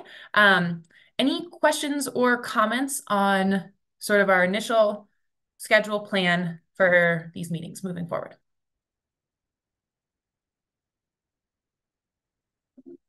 Right. I'm not hearing any. Tim has his hand up. Oh yeah, Tim. Yeah, thank you. Since I'm on the executive committee, do you have a expanded schedule for the executive committee meetings if needed? Yeah, Tim, not yet, but I know Adam and I were talking about that, and I think we'll probably grab some calendar time for you all during February to hold a few potential meeting dates just to make sure, in case we need those, we've got them. Okay, awesome. Any other questions, comments on where we're headed? All right, and our goal will be to make sure that you guys can have the time and the space to vote on every single code element before the February 1st deadline. So our last meeting is January 31st to make sure that we get all of it done on time. Okay, cool. So with the time that we have left today, wanted to discuss the public engagement plan. So first I want to share how the process worked last time. And then we'll share some sort of informal and formal notes that we received from the public about the board's process. And then I've got some guiding questions and I'll stop sharing and we'll open up the discussion. Would love to hear from you all on how you'd like this process to run this go round. So during our last phase, we had an online portal available to the public at all times where the public was able to submit comments to the board and code proposals. Both of those portals are up and live and active on CEO's website. And so those are still going to be part of our public engagement for this round. How the board leveraged those last time, we asked board members to review those before they got to the board meeting. And then if any board member wanted to discuss a comment or a code proposal, we offered up that space at the beginning of meetings for board members to do so. All of our board meetings are open to the public, and so we can encourage the public to attend these meetings as often as they're able. We didn't, however, have any sort of formalized process for how the board was going to review and respond to public input. So while we did have some avenues for the board to consider and discuss public input, there was not maybe a formal process that was established last round. We did, at the end of the last phase, host one live public comment meeting where we invited folks to speak for up to 5 minutes and share their code proposals or comments in support of or against the provisions that the code board had been considering. So that's how it went last time. And I believe I just wanted to mention, sorry, on this slide that we've already, through that online portal, received 3 public comments and 1 code proposal already. So we'll make sure we can send those out to the board so you guys remember where those documents are. And then just a couple pieces of feedback that we received on the public comment or the public engagement from last time. I think informally that I think we heard that the public engagement occurred a little too late. And then there were a couple notes that we received specifically during the public comment meeting that we had in the last phase that kind of get at perhaps that public sentiment. So 2 of those comments came through, and it was that, surprised the board took so long to take public comment. There were many, many meetings that went by before the public was allowed to speak. And then, a question around the format of the 5 minutes and how many more folks could have been able to speak if there was a shorter time. So I'll just leave those with you guys. And what I'm going to do is move us over to some public engagement questions. So I'm going to stop presenting and put these in the chat for everybody to see. Okie dokie. Here we go. And then I'll stop sharing and would love to just kind of talk through these questions as a board. And I think what we'll do today is kind of get answers from you all on how you're feeling about these questions. And then we can come back and propose a plan for engaging the public that we can approve at our next meeting. So we'll start with that first question. What do you guys think worked well and what didn't work well as far as engagement in the previous phase? And is there anything you would like to see us do differently as a board? Ron? Yeah, I would say that, in general, some of the criticisms I think were quite valid, that the public felt like they didn't have a lot of time and opportunity to participate. I think to a large extent, that was just an artifact of the fact that we as a board didn't have a lot of time to spare, right? We were really running from the moment go, and it didn't, it was just really no slack in that system. So I think we do have the opportunity to do a better job with public engagement this round, and I think I'd like to see us do that. Awesome. Yeah, thanks, Ron. Elizabeth? Yeah, I'll echo Ron first because I agree it felt rushed. And we did have to kind of keep things moving along. So it'll be nice to have that a little bit more spread out. I think if we can make really specific agendas well ahead of time so that the folks who want to engage with different parts of it have opportunity to plan for that, like really far in advance. Like I know, like Adam, we've already gotten requests to say, when are we going to have this on the agenda? So the sooner we can get that up and posted for people to block out their calendars. And then I don't know if there's then a little bit on each meeting, if we reserve a little bit, then it can feel like it's really continuous and open and transparent. Thank you. Yeah, awesome. Thank you, Elizabeth. I love those suggestions. Anyone else have any thoughts on what do we think worked well and didn't work well last time?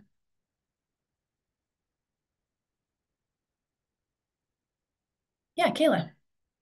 I wasn't here for phase one, but I do have a few questions about the public comment.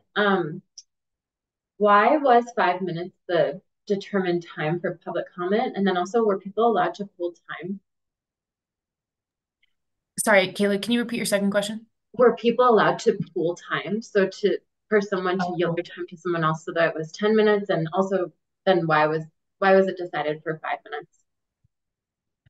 Yeah, I'm happy to jump in, and Adam, feel free to add any, or any board member, feel free to add any context I'm missing. I think 5 minutes was selected to make sure that the folks giving public comment had time to get through their comment, as well as we wanted to save time for a little bit of interaction with the board. So in case they had a question, we wanted to allow time in their 5 minutes to have a board member respond to that question or share any of their thoughts. And in order to keep it really clean and organized, we just extended the comment period to 5 minutes per person so that they could have that back and forth if they wanted. Adam, does that sound right to you? Did I miss anything? Yeah, Kevin? Yep, I think that's right. I do wonder, one of the bits of feedback that we had in public comment last time was that there were specific groups that are particularly affected by our directions and choices, whether it's kind of communities that are disproportionately affected by energy issues and pollution issues. And then the other woman that was a representative of, I don't know if it was NAACP, but like a similar organization. So is there any deliberate outreach that we make to acknowledge that we heard that feedback last time around and be more inclusive? We all kind of look the same on this call, and that doesn't really represent the state particularly well. So I'm not sure what efforts we can do, but I think that's something that was missing last time. Yeah, absolutely, Kevin. Our internal team actually kind of discussed that during our project management kickoff to this project. And one thing that I know we're working on between CEO Lotus and Group 14 is pooling all of our organizations' contact lists for all of those types of organizations around the state that may want to be more involved or more aware of this board's processes. So I love that. And maybe what we could do is formalize that list and then share it out with the board and make sure that everyone in you all's communities or folks that you all are working with or have worked with are being included in that. And then our CEO communication can be directed out to all of those groups.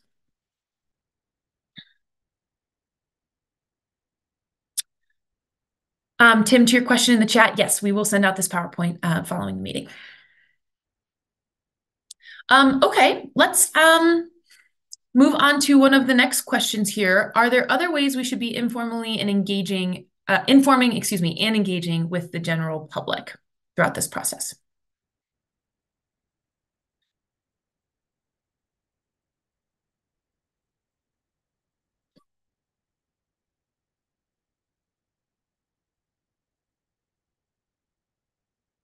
Yeah, Elizabeth?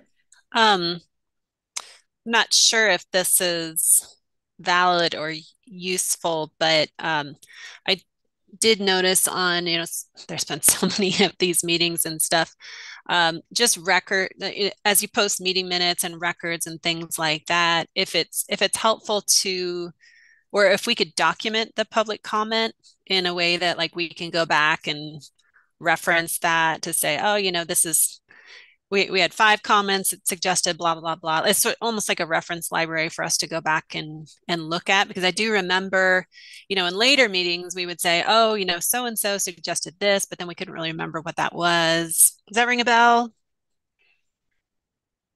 It does. So Elizabeth, are you suggesting we kind of take any code proposals or public comments that come in between meetings and include those in the meeting minutes that get posted? Yeah, and whether it's in the meeting minutes or if it's just sort of a separate folder that we can reference, but that it's recorded somewhere. Sure. And then I think that also helps the public see that, Not only have their comments been acknowledged, but they can start to see them kind of being quantified, because if 12 people say all the same thing, then, the next person doesn't have to worry, hey, has anyone said blah, blah, blah? And that they can also see that, yes, that opinion has been expressed. It's been heard. We got you. Here it is. Yeah. Yeah. That way, absolutely. if people aren't attending all 20 meetings, they can still see that, that a certain opinion has been out there, or vice versa. If they see other opinions and want to say the opposite, right. That they can really see the history there, and that's visible and transparent for the public. Awesome. Okay, I love it. Kim, I think Tim please. would be interested in seeing the slides with the schedule of when we're proposing public meetings, just so everyone can reference when we're talking about doing that. Yep, thanks for tracking that for me, Adam. Okay, so that goes well with my very next question, which is, at what points in the process do you guys think we should be engaging with the public? So as a reminder, we have the first public engagement meeting slated for end of May, and this will be, again, before we deep dive into our code conversations, with one meeting for debrief. And then, Kayla, I see your hand. I'll get to you in just one quick sec. And then the next public comment meeting would be in October, after we've, as a board, developed the sort of draft commercial code language, draft residential code language, and decided on any changes we want to make to the model electric and solar ready codes. We would have another public comment meeting. And again, this could be 2 public comment meetings. It could be 1. It could be 3. It could be whatever you guys want. So, and then we have slated just 2 debrief meetings so that you guys have the time to discuss how those public comments would inform the commercial and residential codes. Yeah, Kayla. Yep, just 2 more clarifying questions. So we're referencing a public engagement plan. Is that available to the board that we can review between now and the next meeting? And I guess, I think, you kind of went over the main components of it. Are we,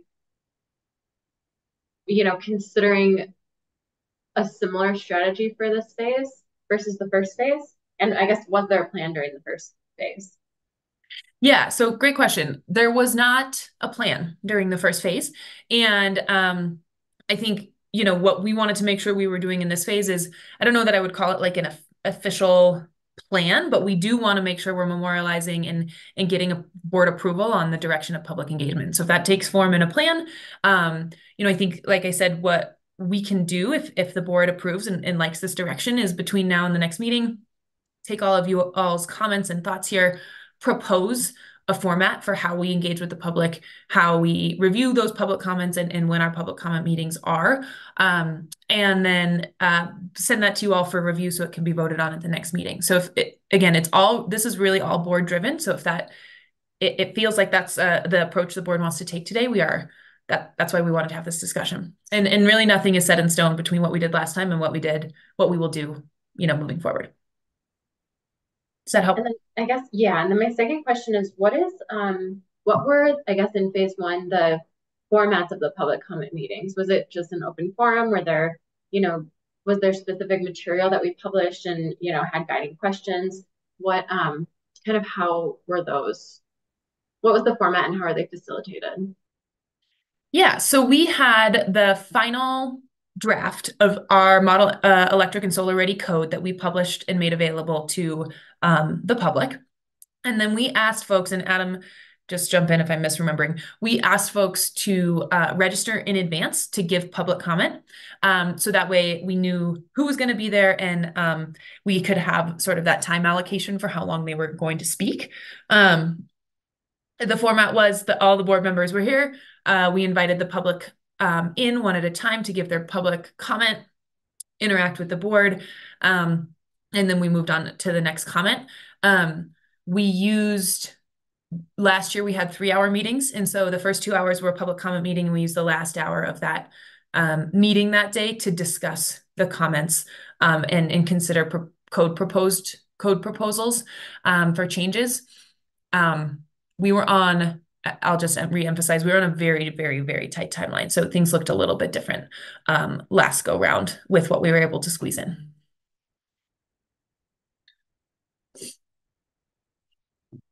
So with that in mind, great questions, Kayla.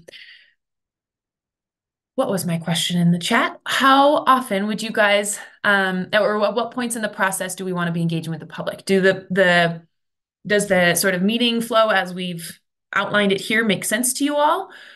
Would you like to propose any changes to this? Any thoughts or reactions to what you guys saw here? Tim. Yeah, I'm sorry. Could you scroll down towards the end of our process for where the public meetings were again?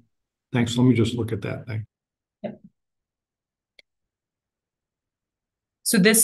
So again, Tim, we would kind of be doing that second public comment meeting in October, a debrief meeting in October, one debrief in November, and then we'd roll into those full code package reviews. So generally feel like we kind of hit the mark with this. You guys feel good about where this landed? Mo? And remind me, it seemed like one of the comments we saw earlier was we didn't engage them sooner in the process. I'm just thinking about when I engage in rulemaking, I always try to engage them early with a blank slate, so to speak. And obviously this is gonna be a lot more complicated than round one, right? There's a lot more variables to contend here, but would it be helpful just to have an opening meeting for the public, just to say, this is what we're charged with doing, right? This is our proposed timeline, including how to interact with you, but we'd love to hear your thoughts about how to approach all of this, given the framework and statute that we have to work within, and what we've proposed here, by which we will plan on attacking this or tackling it. Just throwing that out there, just so they feel like they have some input in how this might work out to some degree, without having just to react to what the Energy Code Board produces every time, and it being, months and months later. Does that make sense? Yeah, Mo, it does make sense. I'm curious if you would see that in the vein of like one of the board meetings where we would like maybe open up public comment, kind of how you can see on my screen here, or if that might be like a separate publicly announced webinar where maybe, Lotus and CEO are there to share with the public what's happening, how they can be involved. Great question. I was thinking actually the latter, versus making it one of the board meetings, but also, love to hear what the other board members think about that. Yeah. Any thoughts from other board members? Tim says, great idea, Mo.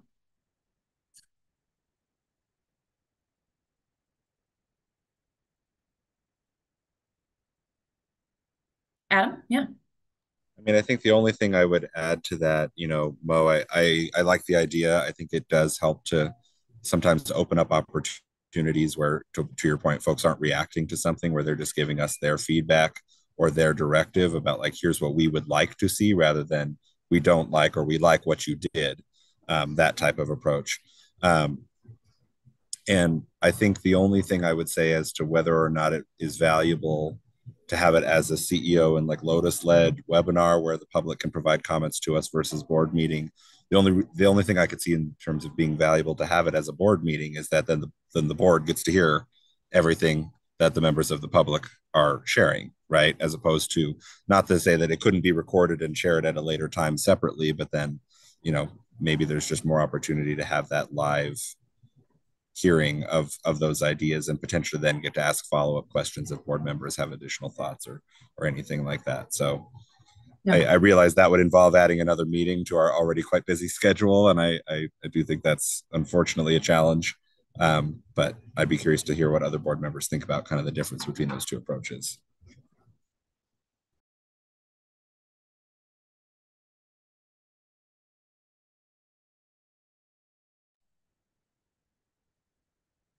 Yeah, I'd offer that we could, if it would maybe to sort of strike the middle ground here, we could absolutely use the survey results that you guys completed, and thank you for going through that for our scheduling, to choose a time that looks like it might fit the majority of board schedule, and aim to schedule that webinar at a time where you all could, in theory, make it, and then it might be board responsibility to show up, and if you all felt obligated. Yeah, Mo, jump in. How about we start with a survey to ask what people think between the two options, and if they want to do, if the majority says we want the board to participate, then go down the the path of the second survey for determining what that looks like. So I would note that Kim also Kim Wheels put in the chat that we board members would also be welcome to attend the webinar and hear any of the public comments if they would like.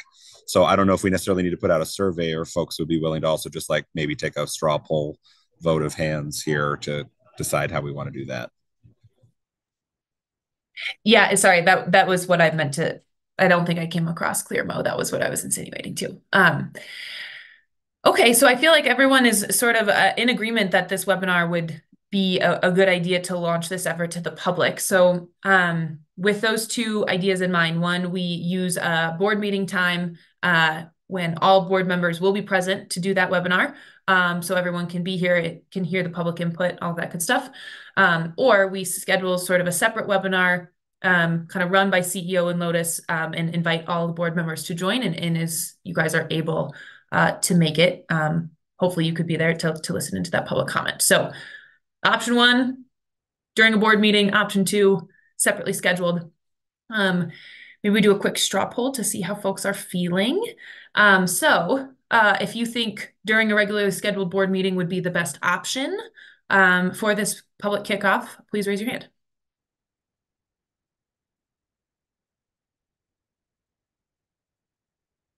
All right. Thank you, guys. Okay, so I've got 5 hands that were raised in support of using the regularly scheduled meeting times. If you'd like CEO and Lotus to schedule a webinar outside of board meeting times, please raise your hand.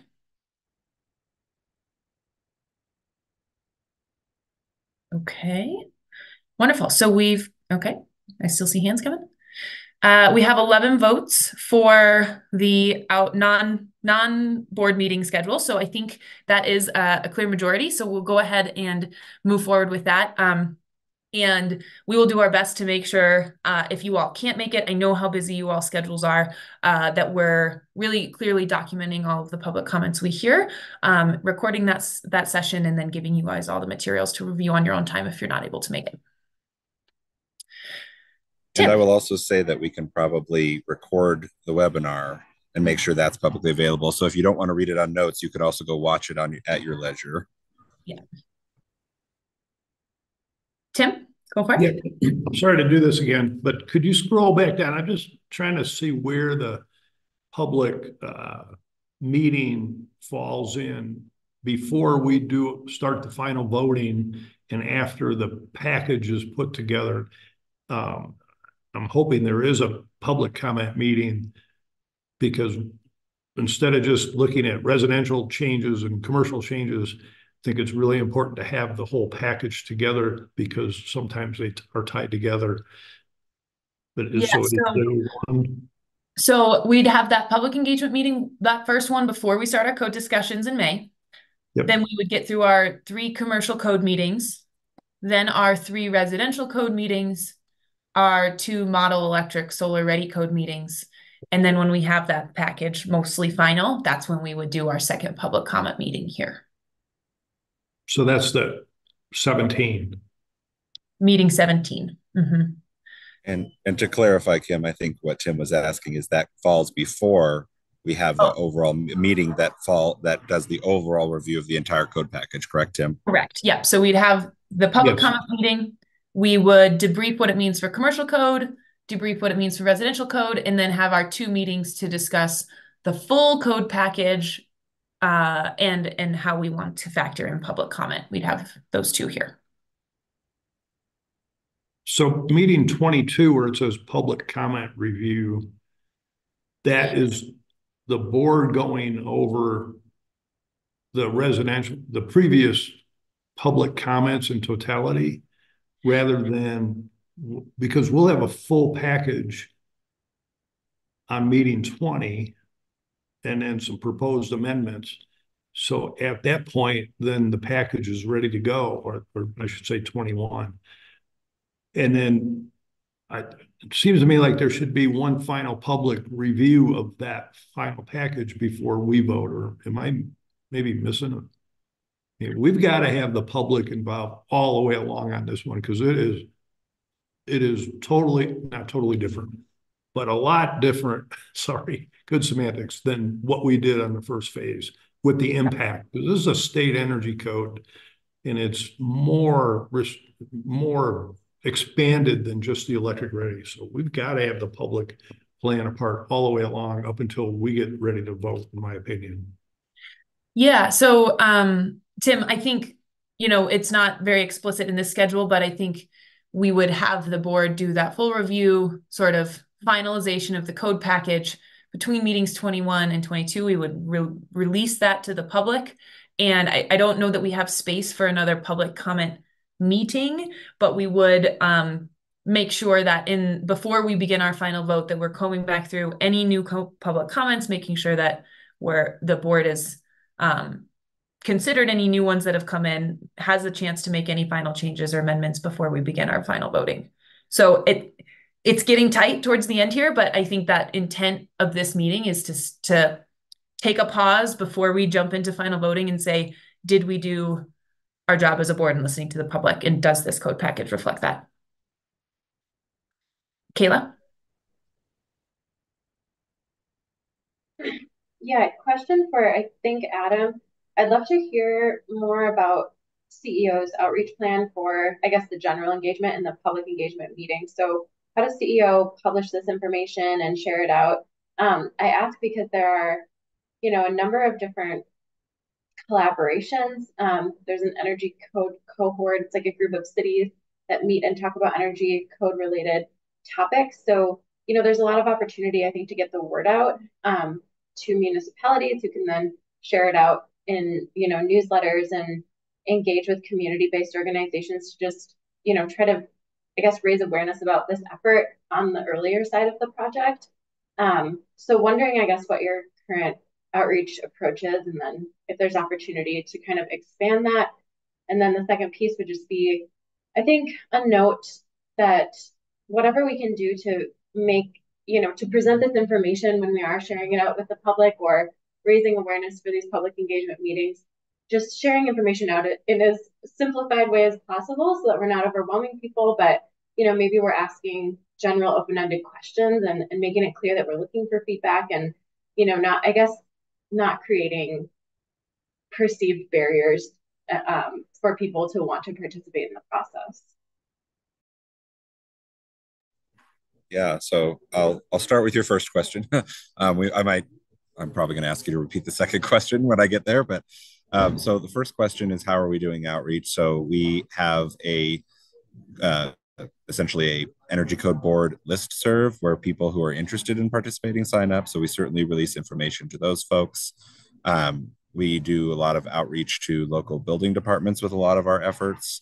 And I think that that's part of what, that to some degree has been exclusively where we have done our outreach. And I think that that is part of what Kim was alluding to earlier, which was we are also looking to try to broaden the list of types of organizations, communities, folks that we are reaching with this information, to make sure that we are hitting kind of a broader group of folks, many of whom may, be disproportionately impacted or, significantly impacted by the work that we're doing. And so I think, we will continue to reach out to all those that we have previously, engaged with and reached out to, but also we'll be looking to expand who we'll be engaging with and reaching out to through kind of the collaboration between Lotus and CEO and board members of identifying who those additional stakeholders are and how we can best reach them. So that's kind of the answer to your first question.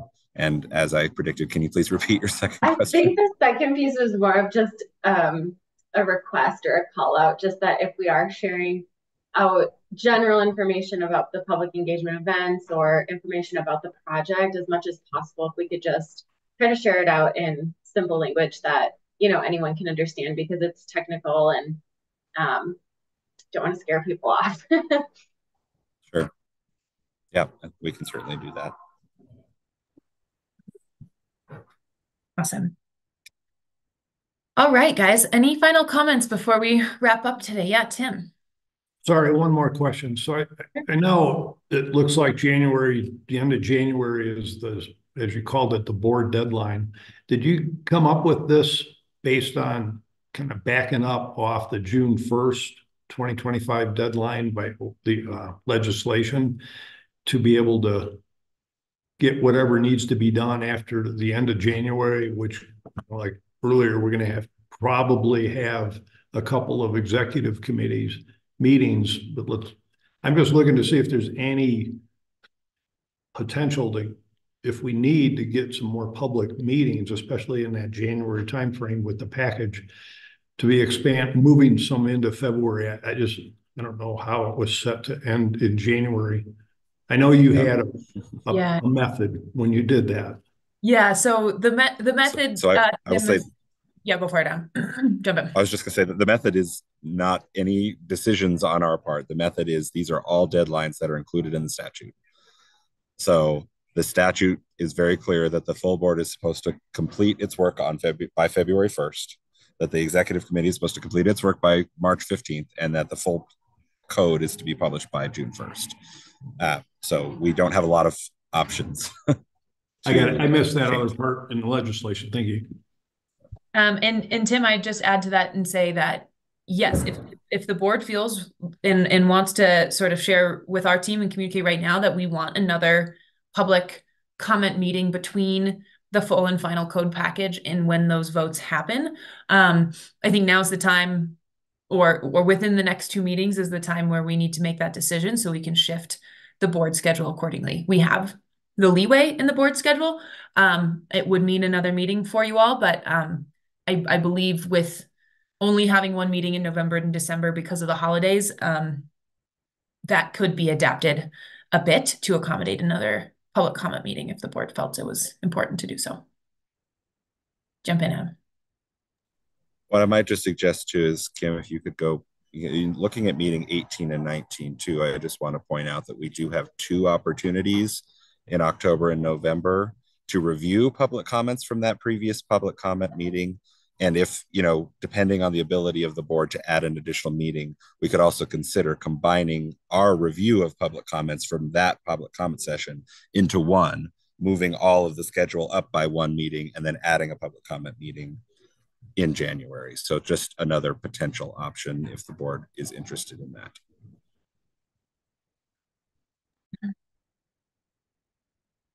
Thanks, Adam. Well, why don't we, just so we can get some direction and know if we should be updating the syllabus, would love to just sort of do a quick straw poll on how folks are feeling about adding a final public comment meeting after the full code proposal, or after meeting 21. So as Adam said, we can either condense those public comment debriefs or add another meeting, but if folks are interested in seeing one final public comment engagement before we wrap up, can you please raise your hands? Sorry, I was just going to ask a question to see if that could be something that was like a virtual virtual is not the right word, an online like submittal form. So this can be written. Sure. Yeah, I think format could be, we can determine the format as we kind of move closer to it. Yeah, just trying to avoid another meeting. But to the point where 5 minutes is limiting, an online submit your comment is unlimited and people can say as much as they want. Yeah. And we can sort of intentionally send a note out asking for final feedback. Yeah, okay. That would be great, because otherwise it's like first come, first serve, and we're not really sure we're hearing all the voices. Yeah. Okay, wonderful. So just inclusive of Elizabeth's comments, one more time, please raise your hand if you think that it would be great to have that final meeting to discuss public comment. Okay, wonderful. Thank you, everyone. I am seeing a lot of hands raised. All right, I think that was 15, including Kristen's hand. I see you. Okay, awesome. So we will adapt our schedule accordingly, as well as take some of your guys' input on this public engagement plan, set up a sort of a more formalized document on how the board will interact with the public, what that's going to mean, and we'll present that back to you all at the next meeting. So thank you guys for engaging and sharing your thoughts on that. And that brings us right up to 4 o'clock. So I'm going to talk about next steps and where we're going. Our next meeting is Tuesday, March 19th from 1 to 3 p.m. At our next meeting, we will be finalizing the public engagement plan. We'll be finalizing and voting on the approval of the changed bylaws. And then we'll be diving into the commercial building, the changes between the IEC C2021 and the IEC C2024 on the commercial building side as it's currently drafted. So that's what to look forward to next time. If you guys have any questions, thoughts, comments at all, anything between now and then, don't hesitate to reach out. And yeah, appreciate everyone's time today. It's great to see you all again and happy to be back at it. So enjoy the rest of your Tuesday afternoons.